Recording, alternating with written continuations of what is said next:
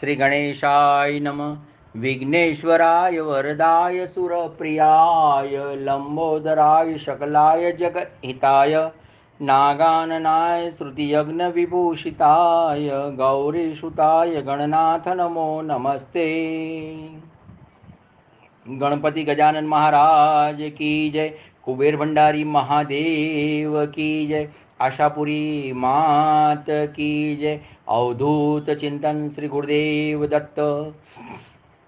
વાલા શિવ ભક્તો, અત્યારે હાલ આપણે સૌ શ્રી શિવ મહાપુરાણ કથા વાંચન, શ્રવણ, મનન, ચિંતન અને અધ્યયન કરી રહ્યા છે.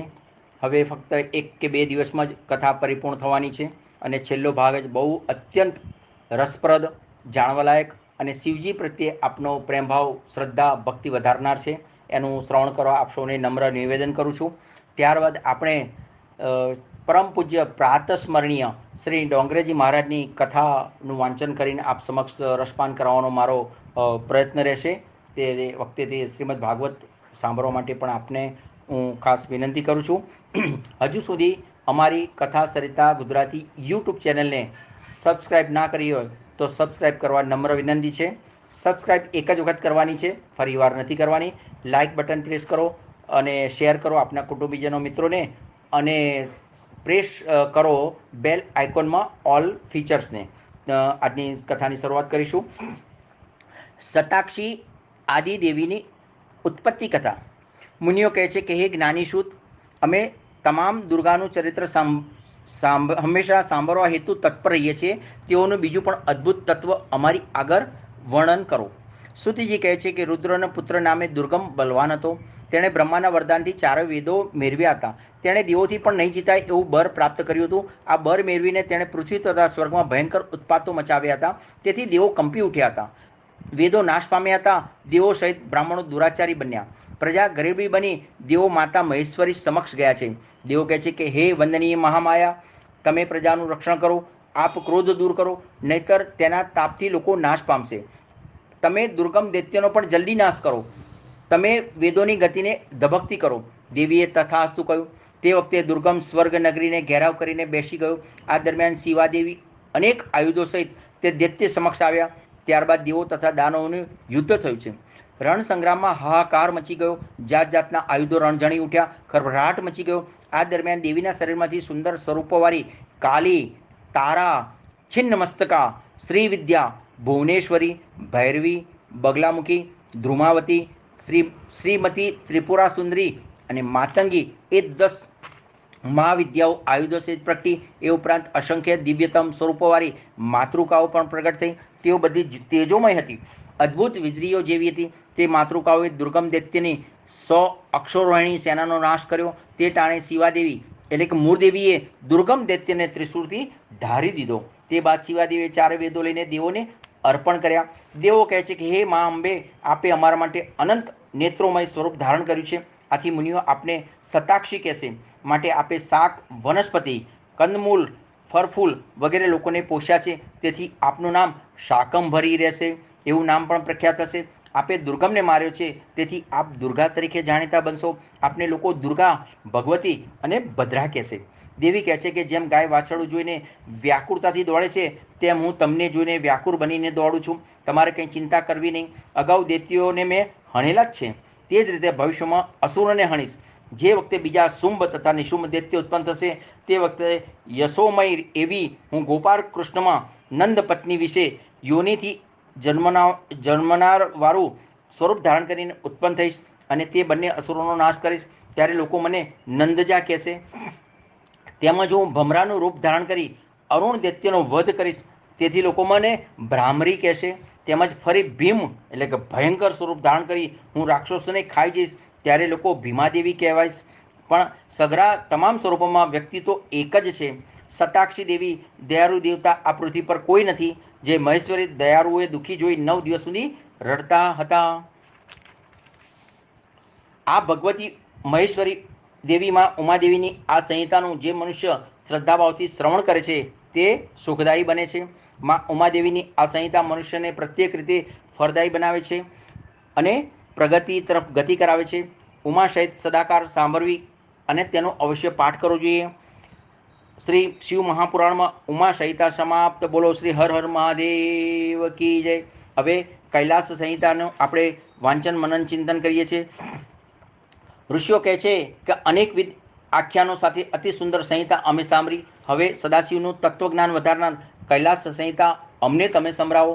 વ્યાસ કહે છે કે હે પુત્રો, કૈલાસ નામની સંહિતા તમે આદરથી, પ્રેમથી અને સ્નેહથી સાંભળો. અગાઉ હિમાલયના શિખર પર તપસ્વી મુનિઓ તપ કરતા હતા. તેમને કાશી જવાની ઈચ્છા થઈ, તેથી તે પર્વત પરથી નીકળીને કાશી પહોંચ્યા. ત્યાં સ્નાન કરવું તો કરવું જ જોઈએ. તે ભાવથી મુનિઓ સ્નાન કરીને દેવાદિદેવને તૃપ્ત કર્યા. તે પછી ગંગાના દર્શન કરી સ્નાન કરી તેઓ દેવેશ્વર વિશ્વનાથના દર્શન કર્યા. તે મુનિઓએ વિશ્વનાથનું યોગ્ય રીતે પૂજન કર્યું અને સતરુદ્ર આદિ સ્ત્રોતોથી તેમની સ્તુતિ કરીને સદાશિવની ભક્તિમાં તત્પર બન્યા. આ દરમિયાન પંચકોશીના દર્શન કરવા ત્યાં સૂત આવ્યા, એટલે તે મુનિઓ તેમની પાસે ગયા. તેથી સૂતે પણ સાક્ષાત વિશ્વનાથના દર્શન કર્યા. તે પછી મુનિઓની સંગાથે મુક્તિ મંડપમાં પ્રવેશ કર્યા.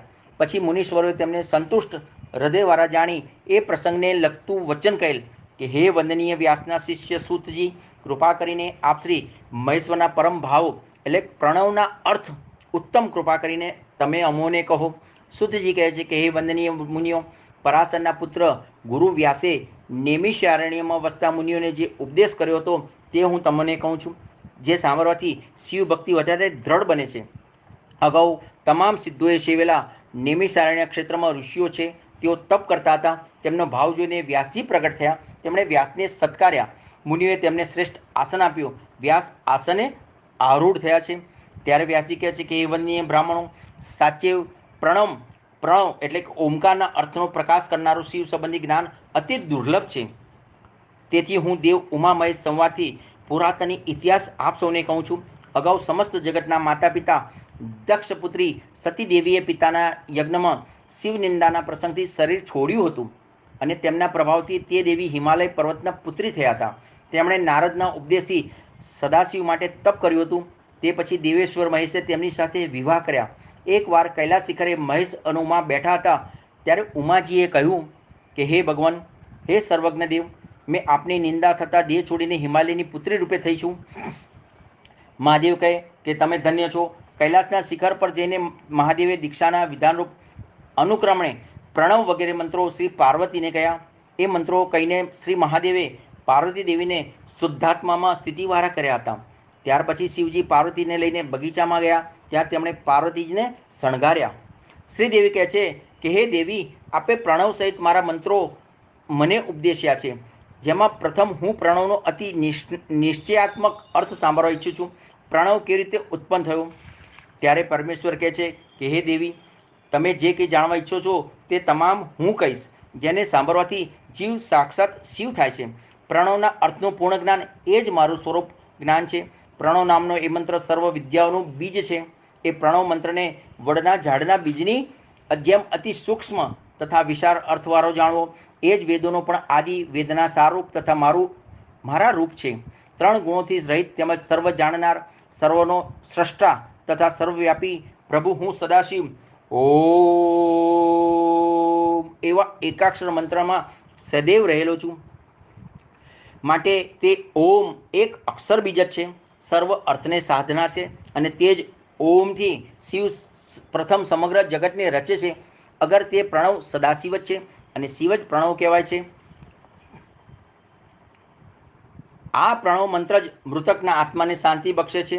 તેને જાણવાથી માનવ સુખદાયી બને છે. આ મંત્ર જપ કરનારને સુખદાયી બનાવે છે. બ્રહ્માથી માંડી સ્થાવર સુધી સઘળા પ્રાણીઓના પ્રાણરૂપ આ પ્રણવ જ છે. તેથી એ પ્રણવ કહેવાયો છે. માટે શિવનું નિત્ય ચિંતન કરવું. સર્વજ્ઞ, સર્વેશ્વર, અવિનાશી, સત, અસત અને કાર્યકારણથી પણ સાક્ષાત શિવ જ છે. આધાર ચક્ર, મણિપુર ચક્ર, હૃદય ચક્ર, વિશુદ્ધિ ચક્ર, આજ્ઞા ચક્ર, શક્તિ અને શાંતિ એ પ્રણવના સ્થાનો છે. હે દેવી, જેનામાં દ્રઢ વૈરાગ્ય છે તે સમજી શકે છે કે જીવ અને આત્માની એકતા એ જ શિવ સાથેની એકતા છે. હે દેવી, જે મનુષ્ય વિધિપૂર્વક સંન્યાસ ગ્રહણ કર્યો હોય તેને ગુરુની આજ્ઞામાં રહીને વેદાંતમાં સારી રીતે અભ્યાસ કરવો, તેને આત્મામાં મારું ચિંતન કરીને પ્રણવ મંત્રના અધિકારી બનવું, એ એકાક્ષર બ્રહ્મને ઓમ રૂપે ઉચ્ચારતા સાવધાન બની મારું ધ્યાન ધરવું. આ મુજબ કરનાર માનવી જ્ઞાની, ધ્યાની અને સુખદાયી બની શકે છે। શ્રી શિવ મહાપુરાણમાં છઠ્ઠી કૈલાસ સંહિતા અત્રે સમાપ્ત થાય છે। ઓમ નમઃ શિવાય, ઓમ નમઃ શિવાય, ઓમ નમઃ શિવાય। હવે સાતમી સંહિતા વાયવ્ય સંહિતાના પૂર્વ ભાગ તરફ આપણે આવી ગયા છે। યમુના તથા ગંગાની જ્યાં સંગમ થાય છે તે પ્રયાગ ધર્મનું ક્ષેત્ર મહાતીર્થ છે। ત્યાં બ્રહ્મલોક માર્ગ જેવું નૈમિષારણ્ય આવેલ છે। ત્યાં સૂત આવ્યા। સૂતને જોઈને મુનિઓ આનંદમાં આવ્યા। ઋષિઓ કહે છે કે એ બુદ્ધિમાન, આપે અમને કૃપા કરીને ઉત્તમ કથા તથા જ્ઞાનથી યુક્ત અને વેદાંતના સાર તથા સર્વ સ્વરૂપ પવિત્ર પુરાણ અમને જલ્દી સંભળાવવું ઘણું યોગ્ય છે। સૂતજી કહે છે કે હું તમને ઋષિઓમાં પૂજાયેલ પુરાણ અવશ્ય કહીશ। અગાઉ તે વાયુએ કહેલ છે તે પુરાણોની ઉત્પત્તિ હું પ્રથમ કહું છું। 4 વેદો, શ્રોતાઓ આપ ખાસ ધ્યાન આપજો। હવે આ બહુ સરસ માહિતી પ્રદાન થઈ રહી છે આપણને શિવજી માટેની, તો આપણે ધ્યાનથી આનું શ્રવણ મનન ચિંતન કરીએ। તે પુરાણની ઉત્પત્તિ પ્રથમ હું કહું છું। 4 વેદો, તેમના 6 અંગો મીમાંસા, ન્યાય વિસ્તાર, પુરાણ તથા ધર્મશાસ્ત્રો આ 14 વિદ્યાઓ છે। આયુર્વેદ, ધનુર્વેદ, ગંધર્વવેદ તથા અર્થશાસ્ત્ર એ બીજી 4 વિદ્યાઓ છે। તે મળીને એકંદરે 18 વિદ્યાઓ જુદા જુદા માર્ગવારી છે। પૃથ્વી પરથી પ્રજા વેદો જાણવા તત્પર થઈ ત્યારે વિષ્ણુએ વ્યાસ નામે અવતાર ધારણ કર્યો અને પૃથ્વી પર પ્રગટ થઈ તેમણે વેદોના વિસ્તારને મર્યાદિત કર્યો અને લોકોને ગ્રહણ કરી શકે તેવો બનાવ્યો। તેથી કૃષ્ણ દ્વૈપાયન વ્યાસને લોકો વેદ વ્યાસ નામે ઓળખે છે। તેમણે પુરાણોના વિસ્તારને પણ ટૂંકાવ્યો છે। વિદ્વાન જ્ઞાની બ્રાહ્મણ ચારેય વેદોને અંગ ઉપાંગ સહિત જાણતો હોય તો પણ જો પુરાણને જાણતો ન હોય ને તો તે બુદ્ધિશાળી કે હોશિયાર થઈ શકતો નથી। પુરાણોનું જ્ઞાન વેદોને પુષ્ટ કરવા માટે જરૂરી છે। અલ્પ જ્ઞાની માનવ અર્થનો ઘણીવાર અનર્થ કરી નાખે છે તેમ અવશ્ય માનવું।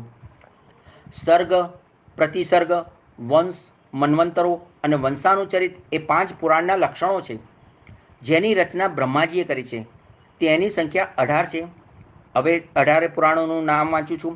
બ્રહ્મપુરાણ, 2 પદ્મપુરાણ, 3 વિષ્ણુ પુરાણ, 4 શિવ પુરાણ, 5 ભાગવત પુરાણ, 6 ભવિષ્ય પુરાણ, 7 નારદ પુરાણ, 8 માર્કેન્ડેય પુરાણ, 9 અગ્નિ પુરાણ, 10 બ્રહ્મ વૈવર્ત પુરાણ, 11 લિંગ પુરાણ, 12 વરાહ પુરાણ, 13 સ્કંદ પુરાણ, 14 વામન પુરાણ, 15 કુર્મ પુરાણ, 16 મત્સ્ય પુરાણ, 17 ગરુડ પુરાણ અને છેલ્લું 18મું બ્રહ્માંડ પુરાણ।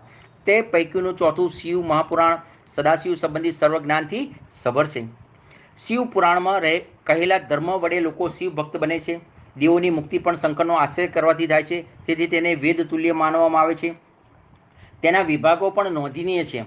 1 વિદ્વેશ્વર સંહિતા, 2 રુદ્ર સંહિતા, 3 સર્વોત્તમ વિનાયક સંહિતા, 4 ઉમા સંહિતા, 5 માતૃ સંહિતા, 6 રુદ્રેકાદશ સંહિતા, 7 કૈલાસ સંહિતા, 8 સપ્ત રુદ્ર સંહિતા, 9 કોટી રુદ્ર સંહિતા, 10 સહસ્ત્ર કોટી રુદ્ર સંહિતા, 11 વાયવ્ય સંહિતા અને 12 ધર્મ સંહિતા। આ 12 સંહિતાના શ્લોકોની એકંદર સંખ્યા 1 લાખની થાય છે। આવો એનો મૂળ વિસ્તાર કહેવાયો છે, પરંતુ તેને ટૂંકાવીને 24,000 શ્લોકોમાં બાંધ્યું છે। તેથી તેની સંહિતાઓ હવે 7 થઈ ગઈ છે। 1 વિદ્વેશ્વર સંહિતા 2000 શ્લોકની, 2 રુદ્ર સંહિતા 10,500 શ્લોકની, 3 સતરુદ્ર સંહિતા 2240 શ્લોકની, 4 કોટી રુદ્ર સંહિતા 2240 શ્લોકની, 5 ઉમા સંહિતા 1840 શ્લોકની અને 6 કૈલાસ સંહિતા 1180 શ્લોકની અને 7મી વાયુ સંહિતા 4000 શ્લોકની છે। તે પૈકી 7મી વાયુ સંહિતાના 2 ભાગ થાય છે। હવે પ્રશ્ન આવ્યો છે કે સૌથી મહાન પુરુષ કોણ? સુધીજી કહે છે કે અગાઉ અનેક કલ્પો વારંવાર વીતી ગયા પછી પુનઃ શ્વેત વારાહ કલ્પ આવતા સૃષ્ટિ રચનાનું કર્મ ચાલતું થયું। દરેકની આજીવિકા સ્થિર થઈ, પ્રજાઓ પણ ઘણી સમજુ થઈ। ત્યારે 6 કુલના મુનિઓ અંદરો અંદર કહે છે કે આ પરબ્રહ્મ છે અગર સર્વોત્કૃષ્ટ છે અને આ પરબ્રહ્મ છે કે આ સર્વોત્કૃષ્ટ નથી। આમ તેમની વચ્ચે મોટો વિવાદ થઈ રહ્યો હતો, પણ પરમ શ્રેષ્ઠ વસ્તુને જાણવી મુશ્કેલ હોવાથી તેમાં કોઈ નિશ્ચય થયો નહીં। પછી તે મુનિઓ જ્યાં દેવો તથા અસુરો વડે સ્તુતિ કરાતા ભગવાન બ્રહ્મા રહે છે ને ત્યાં તે નિર્વિકાર વિધાતા બ્રહ્માનું દર્શન કરવા ગયા છે।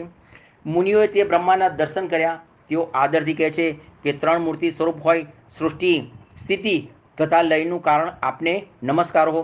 આપે જગત રચ્યું છે, છતાં માયાને લીધે અમે આપને જાણતા નથી। સુતજી કહે છે કે ભાગ્યશાળી ઋષિઓએ આમ સ્તુતિ કરી એટલે બ્રહ્મા હર્ષ પામ્યા. બ્રહ્મા કહે, હે જ્ઞાની ઋષિઓ, તમે કેમ આવ્યા છો? મુનિઓ કહે, અમે અજ્ઞાનરૂપ અંધકારથી ઢંકાઈ ગયા છીએ, અમે વિવાદથી થાક્યા છીએ. આપ અમને એ કહો કે સર્વોત્કૃષ્ટ પુરુષ કયો છે, જે પરમેશ્વર છે, જેનાથી પ્રથમ જગત સર્જાય છે? આમ પૂછવાથી બ્રહ્મા ઊભા થઈ ગયા અને તેઓ દેવો, દાનવો તથા મુનિઓ વચ્ચે એ રુદ્ર છે એમ બોલતા ભાવભીના બની ગયા છે. સર્વશ્રેષ્ઠ પરમાત્મા શ્રી મહાદેવ. બ્રહ્મા કહે છે કે મન સહિત વાણી જેને પામ્યા વિના જ જ્યાંથી પરત આવે છે, જેમના આનંદને જાણતો પુરુષ કોઈથી ડરતો નથી.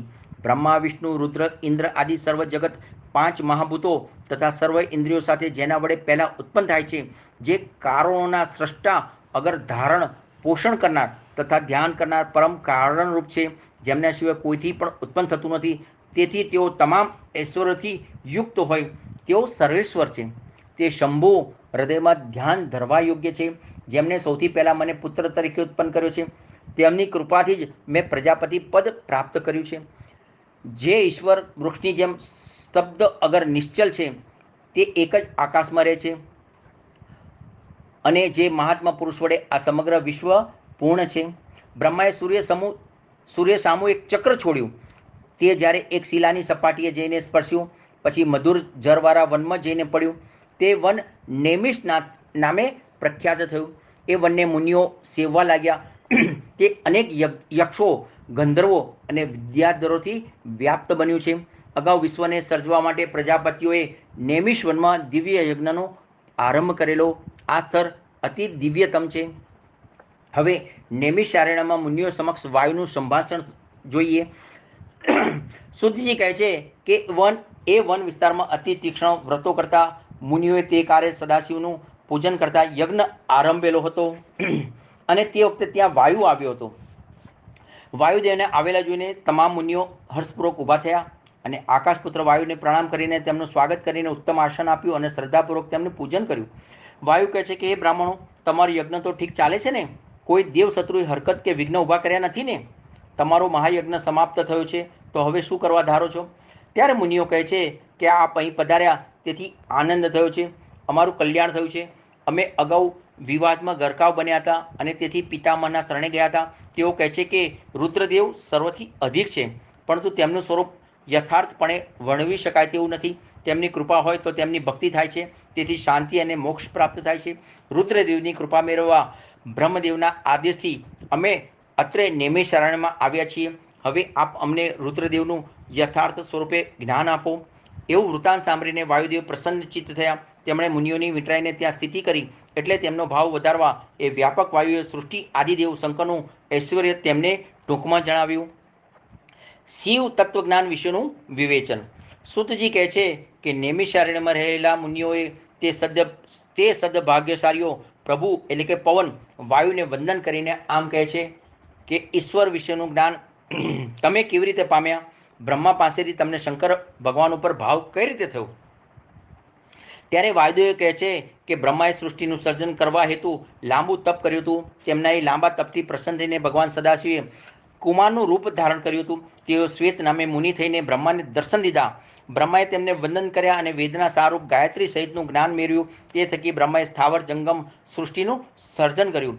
બ્રહ્માએ જે રીતે શંકર ભગવાન પાસેથી જ્ઞાન મેળવ્યું, તેમ મેં બ્રહ્માના મોઢેથી જ્ઞાન પ્રાપ્ત કર્યું. મેં જે જ્ઞાન મેળવ્યું છે તે જ્ઞાન જીવ માયા અંગે પરમેશ્વર સંબંધી હોય પશુપાસપતિનું જ્ઞાન કહેવાય છે, એમ જરૂર માનું. હે મુનિઓ, તમે સુખની ઈચ્છા રાખતા હો તો આ જ્ઞાનમાં દ્રઢ શ્રદ્ધા રાખો. દુઃખ અજ્ઞાનથી ઉપજે છે અને જ્ઞાન થકી તે દૂર કરી શકાય છે. વસ્તુને સારી રીતે સમજવી તેનું નામ જ્ઞાન. વસ્તુ બે પ્રકારની ગણવી, જડ અને અજડ. જડને પ્રકૃતિ કહે છે, અજડને જીવ કહે છે. તે બંનેના નિયંતા ત્રીજા કોઈ છે. તેમને પશુ, પાસ અને પતિ પણ કહેવાય છે. કોઈ તેમને ક્ષર, અક્ષર અને ક્ષરાક્ષર કહે છે. અક્ષર જીવ તે પશુ કહેવાય છે. ક્ષર પ્રકૃતિને પાસ કહેવાય અને બંનેથી પર છે તે શંકર તેમના પતિ કહેવાય છે. હે મુનિઓ, પ્રકૃતિને ક્ષર કહેલી છે અને જીવ અક્ષર કહેવાય છે. તે બેઉને જે પ્રેરણા કરે છે ને તે જ ઈશ્વર છે. માયાને પણ પ્રકૃતિ કહી છે. પુરુષ માયાથી વિટરાયેલો છે. તે બંનેના પ્રેરક છે એ પરમેશ્વર મહાદેવ છે. જીવાત્મા ઈશ્વરની લીલાનું સાધન રૂપ થયો છે. મદારી જેમ માકડાને નચાવે છે ને તેમ ઈશ્વર જીવાત્માને આમથી તેમ નચાવે છે, પછી તેનો સંકેલો કરી તેને બીજે ગોઠવે છે. જીવ એ જ શિવ છે. દરેકમાં શિવ છે. શિવથી ચડીને કોઈ નથી. શિવ થકી આ સૃષ્ટિ ધબકે છે. શિવ શક્તિની કૃપા દ્રષ્ટિથી જગત ધબકે છે. ટૂંકમાં એમ કહી શકાય કે શિવ પ્રકૃતિ પુરુષથી પર છે અને તે જ સૃષ્ટિકાર્ય વધુ સર્જે છે અને સંહારકાર્ય પૂર્ણ સંકેલી પણ લે છે. કોઈ પણ માણસના દુઃખનો અંત પરમેશ્વર શિવને જાણ્યા વિના આવવાનો જ નથી. તે હે મહર્ષિઓ, સંન્યાસાશ્રમને યોગ્ય આ પવિત્ર જ્ઞાન પાપોનો નાશ કરનાર વેદાંતમાં અતિ ગુરુ અને પૂર્વકલ્પમાં પ્રગટેલું છે. તેને મેં તપના પ્રભાવથી, શંકર ભગવાનની કૃપાથી અને પોતાના મોટા ભાગ્યથી બ્રહ્માના મુખેથી મેળવ્યું છે. આ શ્રેષ્ઠ સર્વોત્તમ જ્ઞાન છે. તે અશાંત, શંકાશીલ, સંદેહી જીવને આપવા જેવું નથી. જેના હૈયે શિવદેવની ભક્તિ હોય, જે સદૈવ શિવ રટણ કરતો હોય, રાત દિવસ શંકર શિવા ભજતો હોય, તેને જ આ સગરું કહી શકાય. શિવ જ્ઞાન વિના જીવનો ક્યારેય ઉદ્ધાર થતો નથી. તે પરમ જ્ઞાન છે.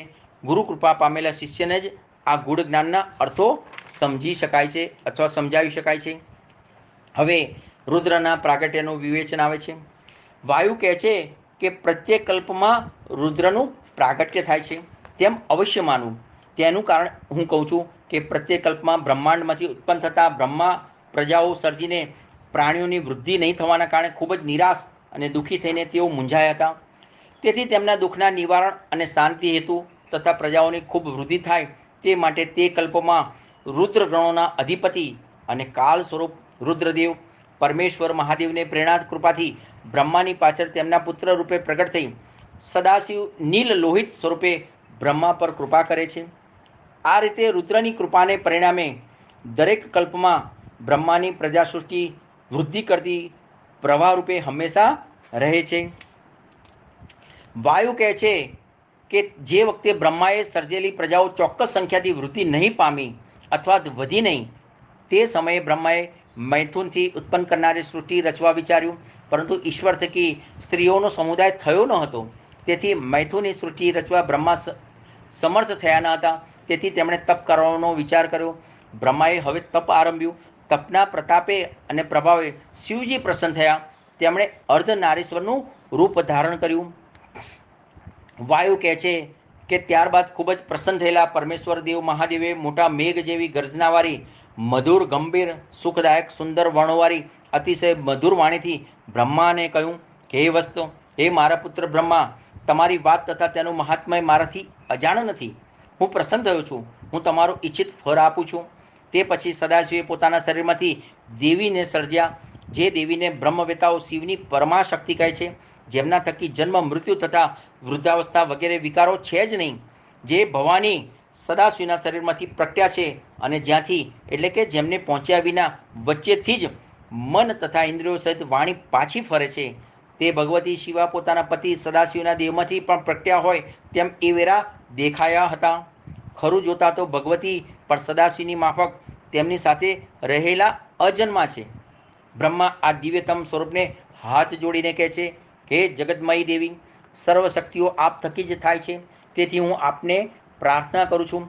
શિવદેવ પ્રથમ મને સર્જ્યો છે, તેમની પ્રેરણાથી હું જગતને સર્જી રહ્યો છું. તેથી પ્રજાવૃદ્ધિ મૈથુન માટે ઝંખના કરું છું. માટે આપ એક અંશમાંથી મારા પુત્ર દક્ષના પુત્રી થાઓ. તે વખતે તે દેવીએ પોતાને બ્રહ્મર વચ્ચેથી પોતાના જેવી શક્તિને ઉત્પન્ન કરી. શિવ હસી ઉઠ્યા. તેઓ કહે, તપથી બ્રહ્માનું આરાધન કરી તું તેમની ઈચ્છા મુજબ કર. તે દેવી પછી શિવમાં અદૃશ્ય બન્યા. તે પછી બ્રહ્માના વચનથી તે દેવી દક્ષના પુત્રી થયા. ત્યારથી આ લોકમાં સ્ત્રી વિશે મૈથુન સ્થિતિ સ્થપાઈ.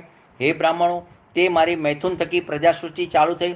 બ્રહ્મા પણ સંતોષ પામ્યા. આ રીતે દેવીની શક્તિથી જે ઉત્પત્તિ થઈ તે સર્વ મેં તમને કહી છે. વાયુ કહે છે કે એ રીતે પરમેશ્વર થકી જ સનાતનની શ્રેષ્ઠ શક્તિ મેળવ્યા પછી બ્રહ્માને મૈથુનથી થનારી સૃષ્ટિ રચવાની ઈચ્છા થઈ. તેથી તે પોતે જ પોતાના અર્ધા દેહથી અદ્ભુત સ્ત્રી પુરુષ રૂપ, અદ્ભુત પુરુષ તેમજ અર્ધાથી સ્ત્રી રૂપ થઈ ગયા. જેમાંથી જે સ્ત્રી થઈને તે સતરૂપા નામે ઓળખવામાં આવ્યા. બ્રહ્માએ અર્ધા શરીરથી જે વિરાટ પુરુષ ઉત્પન્ન કર્યો તે જ સ્વયંભૂ મનુ એટલે કે વૈરાજ પુરુષ કહેવાય છે. તે શતરૂપાએ તપ કરીને મનુને પોતાના પતિ તરીકે સ્વીકાર્યા. તે મનુથી શતરૂપાએ પ્રિયવ્રત અને ઉત્તાનપાદ નામે 2 પુત્રોને જન્મ આપ્યો. તેઓ પુત્રવારાઓમાં શ્રેષ્ઠ પુરવાર થયા. શતરૂપાની 2 પુત્રીઓ પણ અવતરી છે, એક આકૃતિ અને બીજી પ્રસૂતિ. આકૃતિને દક્ષ પ્રજાપતિ સાથે પરણાવી તેને ત્યાં 24 કન્યાઓ અવતરી. તે પૈકીની 13 કન્યાઓ ધર્મને વરી.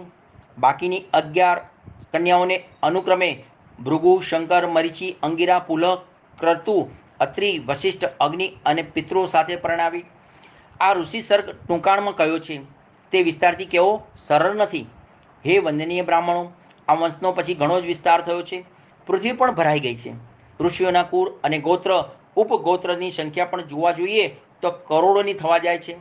રાજાઓનું વંશ પણ 2 પ્રસિદ્ધ છે, એક પ્રતાપી સૂર્યવંશ અને બીજો ચંદ્રવંશ. હે ભૂદેવો, આ અંગેનું વધુ જ્ઞાન જ્ઞાનીઓ, પંડિતો અને શાસ્ત્રોના અભ્યાસો પાસેથી મેળવી શકાય છે. આમ કહીને વાયુદેવ શાંત થઈ ગયા. હવે વાયુ દ્વારા સતીનું આખ્યાન. ઋષિઓ કહે છે કે દક્ષના પુત્રી દેવી દાક્ષાયણી સતી એ પ્રથમ દેહનો ત્યાગ કરી હિમાલયથી મેના વિશે અવતાર કેમ લીધો? દક્ષે રુદ્રની નિંદા કેમ કરી, જેથી શંકરને પણ નિંદ્યા હતા?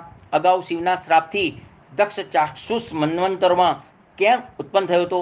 હે વાયુ, તે કથા કેવા કૃપા કરશો?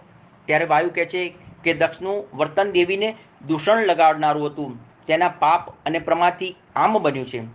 અગાઉ કોઈ વખતે દેવો, અસુરો, સિદ્ધો તેમજ શ્રેષ્ઠ ઋષિઓ શિવનું દર્શન કરવા હિમાલયના શિખર પર ગયેલા. તે વખતે સદાશિવ તથા શિવા આસને આરૂઢ હતા.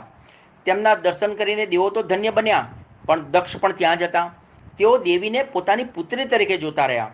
જમાઈમાં પણ ભક્તિભાવની દ્રષ્ટિ રાખી નહીં, તેથી તે મૂઢ થયો. વૈરભાવ રાખીને જ્યારે દક્ષે યજ્ઞ દીક્ષા લીધી, યજ્ઞ પ્રયોજ્યો, ત્યારે તેણે સતી પાર્વતી અને સદાશિવને તેડાવ્યા નહીં. છેવટે દેવો પાસેથી વિગત જાણી દેવની આજ્ઞા મેળવી પિતાના ઘરે ગયા. અનેક સેવકો ચાકરો સાથે રત્નજડિત વિમાનમાં તેઓ પિતાને ત્યાં પધાર્યા. પિતાએ તેમને આદર આપ્યો નથી. પિતાનો આવો ભાવ જોઈને અંબિકા કહે છે કે બ્રહ્માથી માંડીને સમસ્ત જગત જેને વશ થાય છે તે સદાશિવથી તમે વિમુખ કેમ થયા? ત્યારે પિતા દક્ષ કહે છે કે તારા કરતાં મારી બીજી પુત્રીઓ બહુ ડાય છે. તેમના પતિઓ પણ તારા પતિ કરતાં શ્રેષ્ઠ છે. તારો પતિ બેડોર છે, નાગવાળો છે અને જટાવાળો છે. દેવી કહે કે તમે દેવનું અપમાન કર્યું છે. આ કૃત્ય શિક્ષાને પાત્ર છે. તત્ક્ષણ દેવીએ પોતાના દેવનું યજ્ઞમાં વિસર્જન કર્યું. પછી હિમાલયને ત્યાં પુણ્યનો ઉદય થયો. તેણે તપ કર્યું. દેવીએ તેના પર અનુગ્રહ કર્યો અને હિમાલય પર્વત પાસે જતા રહ્યા. બીજી તરફ યજ્ઞમાં વિસર્જન થયેલા પાર્વતીની વિગત મેળવી શિવ અત્યંત ક્રોધે ભરાયા. તેમણે તેમને શ્રાપ દીધો, મૂળ દક્ષ, મારે માટે તે તારી પુત્રીનું સતીનું અપમાન કર્યું, જ્યારે બીજી પુત્રીઓ અને તેમના પતિઓનું સન્માન કર્યું. તારા બધા જમાઈઓ વૈવસ્વર મન્વંતરના મૈથુનની સૃષ્ટિમાં જન્મ લેશે અને તું પણ પ્રાચીન ભવિષ્યનો પૌત્ર અને પ્રચેતાઓનો પુત્ર થઈશ. અને વીરભદ્રની ઉત્પત્તિ આવે છે કે ઋષિઓ કહે છે કે ધર્મ સંદર્ભે પ્રવર્તતા દુરાત્મા દક્ષના યજ્ઞમાં સદાશિવે કઈ રીતે વિઘ્ન કર્યું હતું, આ વિશે અમે જાણવા ઈચ્છીએ છીએ. વાયુ કહે છે કે દેવીએ દક્ષના ત્યાં યજ્ઞમાં દેહ ત્યાગ્યો. તે પછી હિમાલય પર ગયા. તેઓ ત્યાં હિમાલય પુત્રી તરીકે દેહ ધારણ કર્યો. સદાશિવે તેમની સાથે વિવાહ પણ કર્યો. તે પછી ઘણો કાળ વીતી ગયો. જ્યારે વૈવસ્વર મન્વંતર ચાલુ થયો તે વખતે દક્ષ પ્રચેતાઓનો પુત્ર થયો. તેણે અશ્વમેઘ યજ્ઞ કરવાનું વિચાર્યું. તેણે ગંગાદ્વારના મંગલ પ્રદેશને પસંદ કર્યો અને યજ્ઞમાં આવવા બધા દેવો, આદિત્યો, પશુઓ, રુદ્રો, સાધ્યો, મરુદગણો, પિતરો અને ઋષિઓને આમંત્રણ દીધા. વિષ્ણુ પણ ત્યાં આવ્યા. યજ્ઞમાં પધારેલા દધીચી ઋષિએ સદાશિવને જોયા નહીં, તેથી તેઓ કહે કે હે દક્ષ, અપૂજ્યનું પૂજન કરવું અને પૂજ્યને છોડવા, અગર છોડવા એ મહાપાપ છે. તું પ્રભુ પશુપતિનું પૂજન કેમ કરતો નથી? દધીચી આગળ કહે છે કે યજ્ઞપતિ એવા રુદ્રને પૂજ્યા નથી. તે તમામ દેવોના પરમેશ્વર રુદ્રને પૂજ્યા નથી, માટે તારો યજ્ઞ પૂર્ણ થશે નહીં. મુનિ દધીજી ત્યાંથી ચાલ્યા ગયા. પરંતુ યજ્ઞમાં વિઘ્ન થવાનું વિધિએ નિર્માણ કર્યું હતું, તેથી દેવોએ દક્ષને અત્યંત પ્રોત્સાહન આપ્યું અને યજ્ઞ કાર્ય શરૂ થયું. તે વખતે પાર્વતી દેવીએ સદાશિવને પ્રેરણા કરી. એવા યજ્ઞનો નાશ કરવા સદાશિવે ગણનાયક વીરભદ્રને ઉત્પન્ન કર્યો. વીરભદ્રે રુદ્રને પ્રણામ કર્યા. રુદ્રદેવે તે પછી ભદ્રકાલીને ઉત્પન્ન કર્યા. બંનેને આજ્ઞા કરી કે દક્ષના યજ્ઞનો નાશ કરો. તમે કનખલ ક્ષેત્રમાં જાઓ. તમારું પરાક્રમ જોવા પાર્વતી સાથે હું રૈભ્ય પર્વત પાસે આવું છું. દેવી પાર્વતીએ તેમને આશીર્વાદ દીધા. તેથી વીરભદ્ર જવાની તૈયારી આરંભી. તેમણે પોતાના રૂંવાડામાંથી રોમજ નામના ગણનાયકો ઉત્પન્ન કર્યા. તેમજ શરીરમાંથી અનેક ગણો ઉત્પન્ન કરી આખા ગગનને ભરી દીધું. રુદ્રના જેવા દેખાવવાળા, રુદ્રના અનેકવિધ આયુધવાળા ગણોના સમુદાય વચ્ચે વીરભદ્ર પોઠિયા પર નીકળ્યા છે. ભદ્રકાલીને વીરભદ્ર મોટી સેના લઈને દક્ષના યજ્ઞ સ્થાને આવ્યા છે. પ્રલયકારે જગતને બારવા ઈચ્છતા રુદ્ર સમાન વીરભદ્ર દક્ષે ચાલુ કરેલા શ્રેષ્ઠ યજ્ઞની પ્રયોગ ભૂમિમાં પધાર્યા છે. વાયુ કહે છે કે તે પછી વિષ્ણુ વગેરે અમાપ તેજવાળા દેવોનો રંગબેરંગી ધજાઓથી શણગારેલો ભવ્ય યજ્ઞ તેમણે જોયો, જ્યાં ઉત્તમ પ્રકારના દર્ભો પાથર્યા હતા. શ્રોણ પાત્રો થકી તે યજ્ઞ વધુ દેદીપ્યમાન લાગી રહ્યો હતો. ત્યાં આવીને વીરભદ્રે મૂર્તિ ત્રાડ નાખી. એ ત્રાડ સિંહ ગર્જના સમી હતી. તે ત્રાડ ગગનભેદી હતી. તેનાથી ધરતી પણ કંપી ઉઠી. વૃક્ષના પણો પણ ફફડી ઉઠ્યા. દેવો સઘળા ગભરાયા. ચારે તરફ ભયનું વાતાવરણ પથરાયું છે. વીરભદ્ર ત્રાડ નાખીને કહે કે અમે તમામ ભોળાનાથના સેવકો છીએ. અમને અમારો યજ્ઞ ભાગ જોઈએ છે, તે આપો. તમે શા માટે અમારો યજ્ઞ ભાગ રાખ્યો નથી? અમને તે વિશે ઉત્તર આપો. દેવોએ યજ્ઞ ભાગની ઈચ્છા દર્શાવી. દક્ષે એ જ યજ્ઞ ભાગ આપવાની ના પાડી. તેઓ રુદ્રનો સમૂરગો ભાગ જ કાઢી નાખવા ઈચ્છતા હતા. ક્રોધિત થયેલા વીરભદ્રે પોતાના નેત્રના અગ્નિથી તે યજ્ઞ પ્રદેશ બારીને ભસ્મ કરી નાખ્યો. યજ્ઞના કેટલાક પાત્રોના પણ ભુક્કા બોલાવી દીધા. હવે ગણનાયકો ધસી ગયા. આક્રમણ થયું. દેવો ત્રાહિમામ પોકારી ઉઠ્યા. ગણોના સમૂહ અવનવી ચેષ્ટાઓ કરતા ગગનમાં વિહાર કરી રહ્યા. ચોમેરથી અટહાસ્ય કરતા દિશાઓને કંપાવા લાગ્યા. આ આક્રમણમાં બધા હડફેટે ચડ્યા. અરે તપસ્વીઓ પણ બાકી રહ્યા નહીં. મકાનો તૂટ્યા, બારણાઓ કડરભૂસ કરતા નોખે નોખા થયા. યજ્ઞનું સ્થાન છિન્ન ભિન્ન થયું. સ્ત્રીઓ આમ તેમ નાસભાગ કરતી.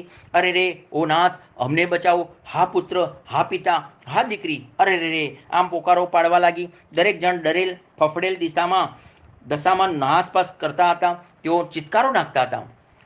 વાયુ કહે છે કે તે પછી વિષ્ણુ, ઇન્દ્ર વગેરે બધા દેવો ભયથી ત્રાસ પામીને આમથી તેમ ગગનભેદી ચિચિયારીઓ નાખતા આમ તેમ નાસભાગ કરવા લાગ્યા. વીરભદ્રે જોયું કે દેવો ભાગવા લાગ્યા છે, એટલે તેણે તત્કાલ મોઢામાંથી જ્વાળો કાઢતા દેવો સામે દોટ મૂકી. બીજી તરફ ભદ્રકાલી પણ દેવોને ઘેરાવ કરી રહ્યા. વીરભદ્રે સૂર્યને અટકાવીને આંટીએ ચડાવ્યો. અગ્નિને તલવારથી અડફેટે લીધા. યમને ગળથોલિયું ખવડાવ્યું. વરુણને ધોકાથી ધમધમી નાખ્યો. નૈઋત્યને ભોગર વડે પછાડ્યો. આમ અનેક દેવોને ધબધબાવ્યા. કેટલાય ઘાયલ થયા, કેટલાય મૂર્છિત પામ્યા. ભગદેવના નેત્રો ઉખાડી નાખ્યા. પૂષાદેવીની મોતીની હાર જેવી દાંતની પંક્તિઓ ધનુષની અણી ભરાવીને ઉખેડી નાખી. પગ વડે ચંદ્રને દબાવી દીધો. જમીન પર ઘસ્યો અને પછી દક્ષને પકડી તેમની પત્ની વૈરણીની ચિચિયારીઓ ન ગણકારતા દક્ષનું માથું ઉડાવીને ભદ્રકાલીને દઈ દીધું. ભદ્રકાલી માતા તે માથા વડે દડો હોય ને તેમ રમવા માંડ્યા. આખું યજ્ઞસ્થળ ભાંગીને બુક્કો થયું. બધું વેરણછેડ થઈ ગયું. નાની મોટી ચીજ વસ્તુ આમ તેમ અથડાતી હતી. વીરભદ્રે અગ્નિજ્વાળામાં પ્રવેશ કર્યો. તેને જોઈને મૃગનું શરીર ધારણ કરીને યજ્ઞદેવ નાઠો. વીરભદ્રે બાણ ફગાવ્યું. મૃગનું માથું ઉડીને હેઠું પડ્યું. વિષ્ણુને ક્રોધ ચડ્યો. તેમણે ગરુડ પર સવારી કરી. કેટલાક બચેલા દેવો વછૂટ્યા. તેમની ઈચ્છા દેવોને સહાય કરવાની ઈચ્છા હતી. તે વખતે વીરભદ્રે વિષ્ણુની સહાય હેતુ આવેલા દેવો સામે જોઈને હાસ્ય રેલાવ્યું છે. વીરભદ્રથી સર્વદેવોનો પરાજય થયો. વાયુ કહે છે કે આ ટાણે આકાશમાં રથ પ્રગટ થયો. તે ઘણો તેજોમય હતો. તે બળદની ધજાવાળો હતો. તેને ઉત્તમ અશ્વ જોડેલા હતા. ઉત્તમ અસ્ત્ર શસ્ત્રથી તે રથ સજ્જ હતો. જ્યારે ભોળાનાથ ત્રિપુરનો નાશ કરવા તૈયાર થયા હતા ને, ત્યારે જેવો રથ હતો ને તેવો જ આ રથ દર્શનીય હતો. આ રથને હાંકનાર સ્વયં બ્રહ્મા પોતે હતા. આ વખતે રથ સ્થિર થયો કે બ્રહ્મા કહે, ઓ હે પ્રભુ વીરભદ્ર, ભોળાનાથ શંભુ તમને આ રથ ઉપર આરૂઢ થવા માટે આજ્ઞા કરે છે. વીરભદ્રે સદાશિવની આજ્ઞા માથે ચડાવી અને રથ પર આરૂઢ થયા છે. વિષ્ણુએ તત્કાલ બાણો છોડ્યા. વીરભદ્રે પણ સામે બાણોનો વરસાદ વરસાવ્યો. દેવો ધ્રુજી ઉઠ્યા છે. વાતાવરણ ભયાવહ બની ગયું છે. સૌ ડરી ગયા છે. ભયથી પર્ણની માફક કંપી રહ્યા છે. વીરભદ્રે અગ્નિ જેવા બાણથી વિષ્ણુની છાતીમાં પ્રહાર કર્યો. વિષ્ણુ મૂર્છિત થયા. થોડી વારે પુનઃ ઊભા થયા અને વીરભદ્ર પર બાણો ફગાવા લાગ્યા. એ બધા અસ્ત્રોનો વીરભદ્રે નાશ કરી નાખ્યો. વિષ્ણુએ વૈષ્ણવી બાણ છોડ્યું. તે સામે વીરભદ્રે બાણ છોડ્યું. આથી બંને શાંત થઈ ગયા. વીરભદ્રે ગરુડની પાંખો કાપી નાખી. વિષ્ણુએ માયા કરી પોતાના શરીરથી હજારો દેવો પેદા કર્યા. તે બધાને વીરભદ્રે અગ્નિ પેદા કરીને ત્રીજા નેત્રો વડે બારી નાખ્યા. અત્યંત ક્રોધિત થયેલા વિષ્ણુએ સુદર્શન ચક્ર ધારણ કર્યું. દરમિયાન વીરભદ્રે ચક્ર સહિત વિષ્ણુને થંભાવી દીધા. ઇન્દ્ર તથા અન્ય દેવો વિષ્ણુની આ સ્થિતિ જોઈને લડવા લાવ્યા. વીરભદ્રના અટ્ટહાસ્યથી હેપતાઈને તે દેવો નાસી ગયા. વીરભદ્રે તેમની પાછળ વીજળી જેવા અનેક બાણો છોડ્યા. કેટલાક દેવો નીચે પટકાયા, કેટલાકના અંગો કપાઈ ગયા, ઘણા જમીનમાં સંતાઈ રહ્યા. તમામ વેરવિખેર થઈ ગયા. તેઓ અત્યંત દીન બની નાસી ગયા. તેમની સ્થિતિ ખૂબ જ દયનીય હતી. યજ્ઞનો નાશ થયો. વીરભદ્ર મોટા ગણનાયકો વચ્ચે સિંહની જેમ શોભી રહ્યા હતા. વાયુ કહે છે કે એ વિષ્ણુ તથા અન્ય દેવો માટે ક્ષણ માટે છિન્ન ભિન્ન થયેલા ભાંગેલા હૈયે દોટ મૂકીને શિવ ચરણે ગયા. તેઓ બધા ત્રાસ પામ્યા હતા, ચિંતામાં હતા. તેમને તેમના સ્થાનોથી ચિંતા હતી, જીવનની ચિંતા હતી. બ્રહ્માને કહેવાથી વીરભદ્રનો ક્રોધ શાંત થયો. બ્રહ્માની વિનવણી અને પ્રેરણાથી દેવો સદાશિવની આદરથી સ્તુતિ કરવા લાગ્યા. હે ત્રિશુળધારી દેવ, અમે આપને ખૂબ જ ભાવથી નમસ્કાર કરીએ છીએ. અમે નિર્દોષ છીએ. દક્ષનો સંગ કરવાથી અમને સજા થઈ છે. હે મહાદેવ પ્રભુ, અમે ભયંકર ત્રાસ પામ્યા છીએ. શરણે આવેલા અમારું રક્ષણ કરો.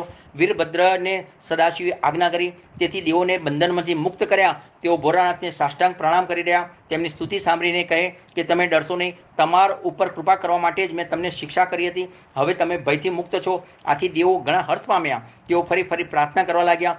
ભગવાન શંભુએ દેવોના તૂટેલા અંગો સરખા કરી આપ્યા.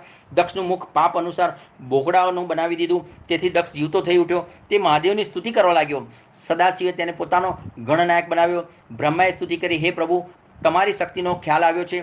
આપ અમારી પર કૃપા કરો. તે વખતે તેમણે ઘણા આશીર્વાદો આપ્યા. દેવો શિવ પાર્વતીના સ્તુતિગાન કરતા રહ્યા. શિવ સ્તવન થકી ઘેલા થઈ ગયા. થોડી વાર પછી શિવ પાર્વતી અદૃશ્ય બન્યા. દેવો પણ પીડારહિત થયા. એ સગરા દેવો પોતપોતાના સ્થાને સુખેથી પ્રસ્થાન કરી ગયા. આજની કથા થોડી લંબાણપૂર્વક થઈ, પણ આપ સૌએ બહુ ધ્યાનથી શ્રવણ મનન ચિંતન કર્યું તે બદલ આપનો ખૂબ ખૂબ આભાર. હર હર મહાદેવ, હર હર મહાદેવ, હર હર મહાદેવ.